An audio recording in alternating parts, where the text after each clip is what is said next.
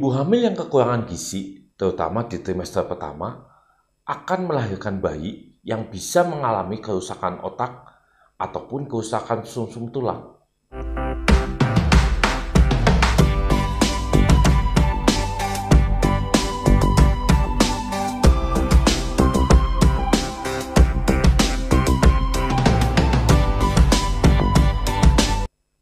Halo, selamat datang kembali di channel saya. Kali ini saya akan membahas segala sesuatu tentang gizi dan kesehatan pada ibu hamil.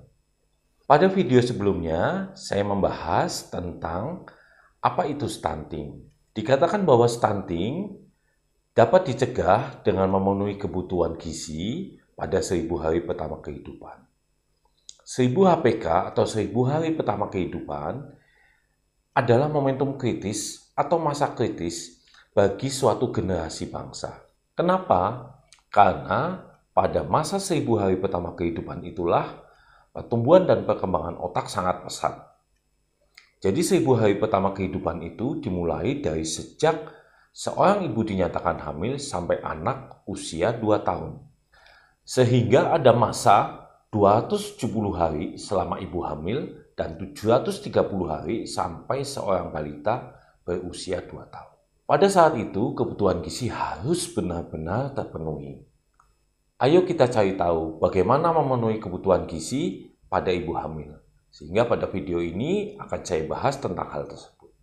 Kebutuhan gizi ibu hamil tidak hanya diperlukan untuk perkembangan organ reproduksi ibu tersebut saja, tapi juga untuk pertumbuhan dan perkembangan dari janin yang dikandungnya.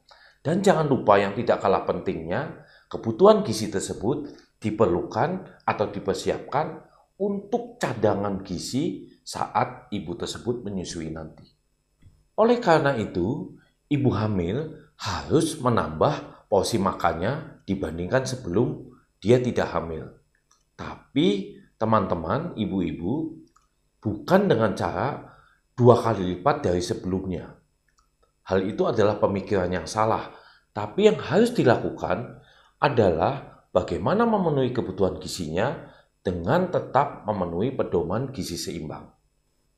Pada video kali ini tentang gizi seimbang hanya akan saya bahas singkat berkaitan dengan ibu hamil. Segala sesuatu detail tentang gizi seimbang, bagaimana 4 pilar dan 10 pesannya akan saya bahas di video saya berikutnya. Sebelum kita mengetahui bagaimana cara untuk memenuhi kebutuhan gizi sesuai pedoman gizi seimbang pada ibu hamil, mari kita cari tahu dulu apa dampak negatif dari kekurangan gizi pada ibu hamil, baik untuk ibunya maupun untuk bayinya. Kekurangan gizi pada ibu hamil berdampak bagi dirinya sendiri karena akan menaikkan risiko kematian pada saat kehamilan ataupun persalinan. Selain itu, ibu hamil yang kekurangan gizi atau menderita anemia juga akan mengalami kekurangan energi atau tenaga pada saat dia harus menelan di saat persalinan. Ibu hamil yang kekurangan gizi, terutama di trimester pertama, akan melahirkan bayi yang bisa mengalami kerusakan otak ataupun kerusakan sumsum tulang. Karena pertumbuhan pesat otak dan sumsum tulang terjadi di trimester pertama. Kemudian, kekurangan gizi pada ibu hamil yang berlangsung terus-menerus selama kehamilan akan bisa menyebabkan seorang ibu hamil melahirkan bayi dengan berat badan lahir rendah. Sekali lagi, bayi dengan berat badan lahir rendah akan menjadi awal dari seorang bayi yang nantinya menderita stunting. Selain itu, kekurangan gizi pada ibu hamil juga meningkatkan risiko kecacatan pada bayi ataupun risiko keguguran. Setelah kita tahu dampak negatif dari kekurangan gizi, mari kita cari tahu faktor-faktor apa saja yang mempengaruhi gizi pada ibu hamil. Yang pertama adalah faktor ekonomi. Jadi teman-teman, sebelum kehamilan, seorang ibu beserta suaminya harus mempersiapkan dana untuk kehamilannya, kebutuhan gizi selama kehamilannya, dan juga pada saat persalinannya. Yang kedua adalah asupan makanan Asupan makan pada ibu hamil harus sekali lagi mengikuti pedoman gizi seimbang. Kemudian, ibu hamil dan keluarganya juga harus menjaga kebersihan diri dan lingkungan. Karena dengan menjaga kebersihan, itu akan mengurangi resiko terkena infeksi atau menderita sakit. Ibu yang mudah menderita sakit selama kehamilannya akan berpengaruh dengan penurunan status gizinya. Dan terakhir, faktor yang tidak kalah pentingnya yang mempengaruhi gizi ibu hamil adalah bagaimana sebuah keluarga merencanakan kehamilan berikutnya dari awal. Jadi ibu hamil bersama suaminya tentunya harus sudah merencanakan persalinan berikutnya dengan cara sudah memilih jenis kontrasepsi apa yang akan digunakan setelah persalinan nanti. Karena jarak kehamilan yang terlalu dekat akan membuat sebuah keluarga, terutama ibu hamil, mengalami kelelahan, stres, kemudian ekonomi kebutuhannya akan meningkat, sehingga kebutuhan gizi ibu tersebut dan kebutuhan anak-anaknya otomatis tidak tercukupi, sehingga status gizinya akan terganggu. Ada satu hal penting yang kita semua harus tahu tentang target kenaikan berat badan pada ibu hamil. Ternyata, target kenaikan berat badan ibu hamil tidak lagi bisa disamaratakan untuk semua ibu hamil. Menurut buku William Obstetri edisi ke-23 dikatakan bahwa target kenaikan berat badan ibu hamil ditentukan dari status gizi ibu hamil tersebut pada saat sebelum kehamilan atau di awal kehamilannya. Status gizi ibu hamil diukur dengan menghitung indeks massa tubuh ibu hamil tersebut. Perhitungan indeks massa tubuh dengan cara menggunakan rumus berat badan dibagi tinggi badan kali tinggi badan. Berat badannya dalam kilogram dan jangan lupa tinggi badannya dalam meter. Setelah menghitung indeks massa tubuh ibu hamil tersebut di awal kehamilan atau sebelum kehamilan, akan ditentukan target kenaikan berat badan ibu hamil tersebut selama kehamilan. Ibu hamil dengan indeks massa tubuh kurang dari 18,5 dikategorikan sebagai ibu hamil kurang gizi atau dikenal sebagai ibu hamil kek, kurang energi kronis. Pada ibu hamil kek, target kenaikan berat badannya selama kehamilan adalah antara 12,5 sampai 18,0 kilo. Kemudian ibu hamil yang indeks massa tubuhnya antara 18,5 sampai 25 dikategorikan sebagai gizi normal. Target kenaikan berat badan semasa kehamilannya antara 11,5 kilo sampai 16 kilo. Ibu hamil yang indeks massa tubuhnya lebih dari 25 sampai 29 dikategorikan sebagai kelebihan berat badan atau overweight. Target kenaikan berat badan selama kehamilannya antara 7 kilo sampai 11,5 kilo. Dan terakhir, ibu hamil dengan indeks massa tubuh di atas 29 dikategorikan sebagai ibu hamil obesitas atau kegemukan. Target kenaikan berat badan semasa kehamilannya antara 6 sampai 11 kilo. Jadi sekarang teman-teman sudah tahu bahwa kenaikan berat badan ibu hamil tersebut ditentukan dari status gizi ibu hamil tersebut di masa sebelum kehamilan atau di awal kehamilan. Nah, sekarang mari kita membahas bagaimana pola asupan makan yang baik pada ibu hamil yang dikatakan sesuai pedoman gizi seimbang tersebut. Pedoman gizi seimbang itu mengatur tentang jenis, jumlah, dan jadwal, di mana jenisnya harus mengandung sumber zat energi, sumber zat pembangun, ataupun sumber zat pengatur. Sumber zat energi didapatkan dari karbohidrat, protein, atau lemak. Kemudian sumber zat pembangun bisa didapatkan dari protein, baik nabati maupun hewani, juga vitamin dan mineral. Sedangkan zat pengatur didapatkan dari sayuran dan buah-buahan. Dalam konsep PMBA, hal itu dikatakan sebagai menu 4 bintang. Menu makanan 4 bintang dibuat dengan memasukkan bahan-bahan makanan sebagai berikut. Yang pertama adalah makanan hewani atau protein hewani, yang cukup mengandung zat besi atau Fe yang mudah diserap oleh tubuh. Contohnya adalah daging, ayam, telur, ikan, ataupun produk-produk yang sejenisnya. Bila makanan ibu hamil mengandung makanan hewani atau protein hewani tersebut, dikatakan mendapat 1 bintang. Kemudian yang kedua, harus mengandung makanan pokok, sumber energi seperti karbohidrat. Contohnya adalah nasi, tepung, jagung, roti, ataupun umbi-umbian. Makanan ibu hamil yang mengandung makanan pokok ini mendapatkan 1 bintang lagi. Kemudian yang ketiga, makanan ibu hamil harus mengandung kacang-kacangan atau dikenal juga sebagai protein nabati. Contohnya adalah kacang hijau, kacang merah, kacang kedelai, tahu, ataupun tempe. Makanan ibu hamil yang mengandung kacang-kacangan ini akan kembali mendapatkan 1 bintang lagi. Yang keempat, makanan ibu hamil harus mengandung sayur dan buah-buahan. Dan makanan ibu hamil yang mengandung sayur dan buah-buahan mendapatkan 1 bintang lagi. Jadi total semuanya adalah 4 bintang. Jadi menu 4 bintang itu harus terdiri dari makanan hewani, makanan pokok, kacang-kacangan, sayur, dan buah-buahan. Makanan 4 bintang itu diperlukan oleh seorang ibu hamil untuk memenuhi kebutuhan energinya dan juga memenuhi kebutuhan akan zat gizi mikro seperti zat besi atau Fe, kalsium, zinc, asam folat, dan juga iodium. Fe atau zat besi pada kehamilan itu diperlukan untuk mencegah seorang ibu mengalami anemia.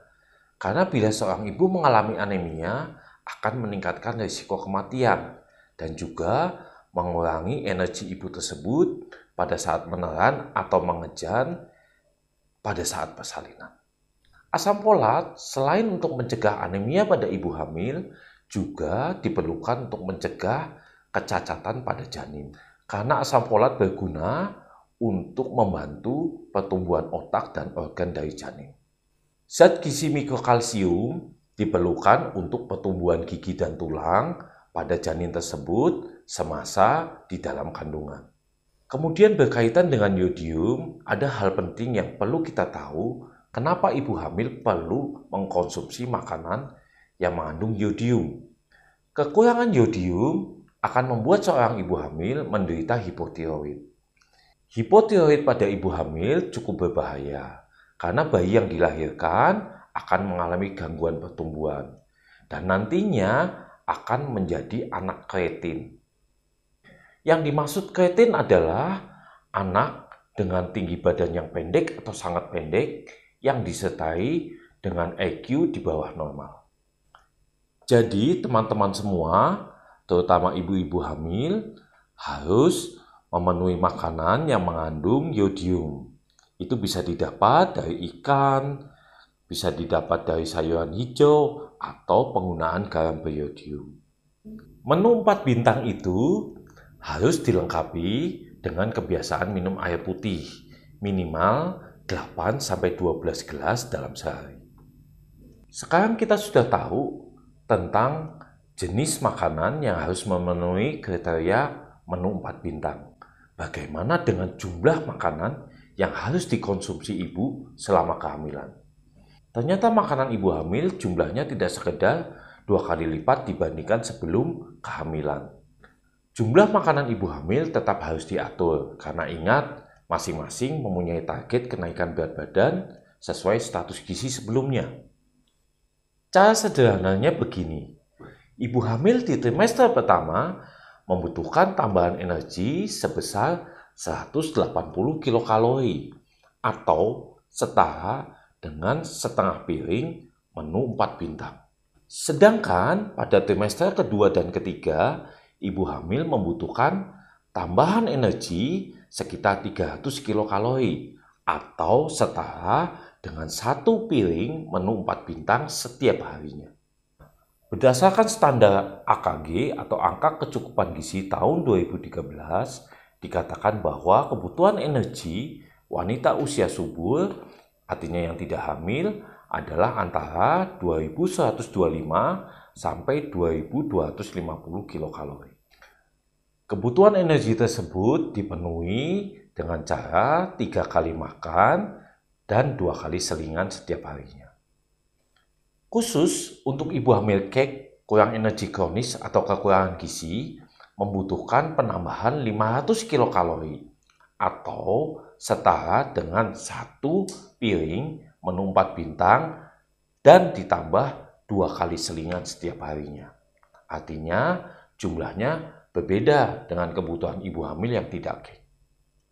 Secara umum, tidak ada pantangan makanan untuk ibu hamil. Tapi ada beberapa hal yang memang harus dihindari oleh ibu hamil. Yang pertama adalah hindari kebiasaan untuk minum teh atau kopi. Karena tanin di dalam teh atau kopi itu bisa mengganggu penyerapan zat besi, sehingga bisa menyebabkan ibu hamil anemia. Ibu hamil juga harus menghindari minum minuman yang beralkohol ataupun bersoda, karena bisa mengganggu kesehatannya. Ibu hamil juga harus menjaga kesehatannya dengan cara menghindari kebiasaan merokok, menghindari stres, menghindari kerja berat, dan menghindari kebiasaan minum obat-obatan tanpa sepengetahuan tenaga kesehatan. Untuk menjaga kesehatan dan gizinya, seorang ibu hamil diwajibkan untuk memeriksakan diri selama kehamilannya minimal 6 kali di fasilitas kesehatan terdekat. 2 kali di trimester pertama, 1 kali di trimester kedua, dan 3 kali di trimester ketiga. Ada satu pesan penting yang harus saya sampaikan untuk suami atau keluarga dari ibu hamil. Suami atau keluarga ibu hamil berperan penting dalam menjaga kesehatan dan gizi pada ibu hamil. Suami dan keluarga ibu hamil dapat memberikan dukungan kepada ibu di masa kehamilannya dalam bentuk memotivasi ibu hamil tersebut untuk memenuhi kebutuhan gizinya, memotivasi ibu hamil untuk memeriksakan diri selama masa kehamilannya, dan juga bisa dalam bentuk menemani ibu hamil tersebut pada saat ibu hamil tersebut makan. Suami-suami yang istrinya sedang hamil, ayo beri dukungan pada istrinya dengan cara meluangkan waktu untuk menemani pada saat istri makan. Dan jangan lupa, tadi dikatakan bahwa seorang ibu hamil tidak boleh stres atau bekerja terlalu keras, sehingga tugas suami atau keluarga adalah membantu meringankan pekerjaan rumah tangga dari ibu hamil tersebut. Jadi, ayo bapak-bapak, suami-suami, bantu pekerjaan rumah kalau istrinya sedang hamil. Pekerjaan seperti mencuci piring, mencuci baju, atau membersihkan rumah. Ayo kita beri dukungan kepada istri yang sedang hamil. Sekarang kita akan membahas sedikit tentang bagaimana cara mengatasi masalah-masalah yang terjadi pada ibu hamil yang berkaitan dengan pola makan dan akhirnya berkaitan dengan status gizi ibu hamil tersebut.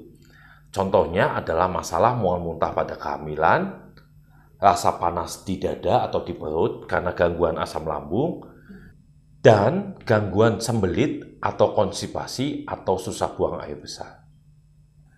Beberapa cara untuk mengatasi ibu hamil dengan gangguan mual muntah. Yang pertama, makan dengan porsi kecil tapi sering, tapi tetap memenuhi pedoman gizi seimbang. Jadi porsinya dikurangi, tapi jadwalnya lebih sering. Kemudian hindari makanan yang merangsang, yang berbumbu tajam. Makanan-makanan yang tidak disukai oleh ibu hamil bisa dicarikan makanan pengganti yang setara nilai gizinya. Berkaitan dengan minum, ibu hamil dengan gangguan mual muntah diharapkan minum air putih sedikit pada waktu makan. Kemudian minum air putihnya diperbanyak di antara waktu makan. Dan jangan lupa makan makanan yang mengandung karbohidrat kompleks. Kemudian, cara mengatasi ibu hamil dengan gangguan rasa panas di dada atau di perut karena gangguan asam lambung adalah dengan cara yang pertama, jangan langsung berbaring setelah makan. Jadi harus dikasih jarak minimal 30 menit sampai 1 jam. Jika berbaring, kepala diharapkan lebih tinggi daripada kaki. Dan terakhir, hindari makanan yang merangsang peningkatan asam lambung, seperti makanan yang pedas, kecut atau masam, dan makanan yang berbumbu tajam. Ibu hamil dengan gangguan konstipasi atau sembelit, atau susah buang air besar, bisa diatasi dengan 3 cara. Yang pertama adalah dengan mengkonsumsi makanan yang banyak mengandung serat, seperti sayuran, buah-buahan, atau karbohidrat kompleks. Kemudian yang kedua, perbanyak minum air putih. Dan yang ketiga adalah dengan tetap melakukan aktivitas ringan semasa kehamilannya, baik itu pekerjaan rumah tangga ringan ataupun senam ibu hamil. Pemerintah melalui Dinas Kesehatan ataupun Puskesmas juga memiliki beberapa program yang berkaitan dengan kesehatan dan gizi ibu hamil. Program-program tersebut diantaranya adalah pemeriksaan kehamilan sebanyak 6 kali seperti yang saya jelaskan tadi. Kemudian yang kedua adalah pemberian tablet tambah darah untuk ibu hamil sebanyak 90 tablet selama masa kehamilannya. Tablet tambah darah tersebut diminum 1 tablet per hari. Pemerintah juga akan memeriksa kesehatan ibu hamil terutama terkait dengan 3 penyakit yang cukup penting, yaitu hepatitis, HIV, ataupun sifilis, atau infeksi menular seksual.